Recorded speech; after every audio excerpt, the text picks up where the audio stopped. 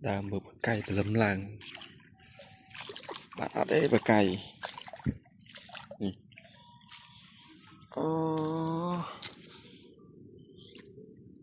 ăn tri cái trọc mùi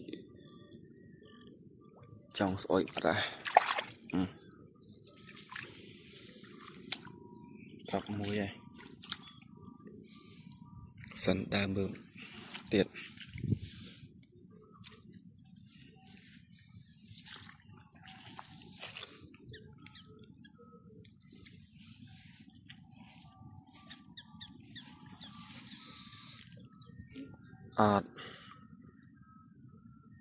xa về sân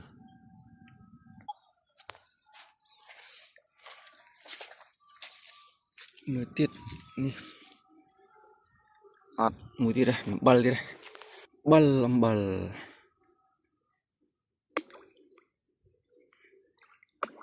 tục năng ngay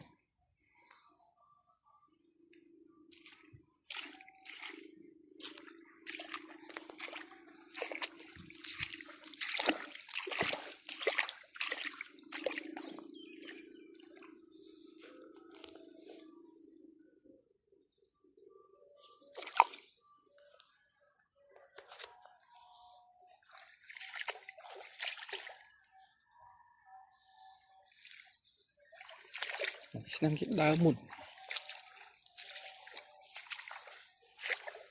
ni mùi tiệt ban mùi tiệt rồi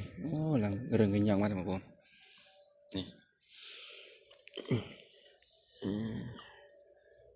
rừng cái nhang mà rồi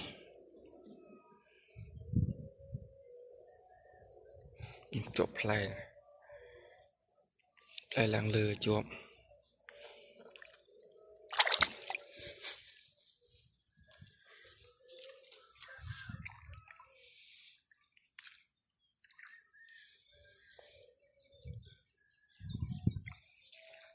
bàn tí đây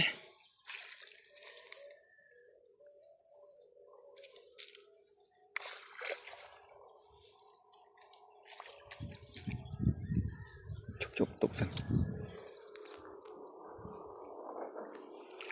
đây là một bộ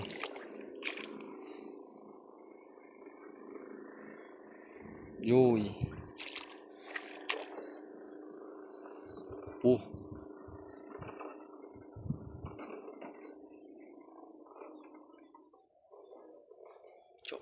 chụp pu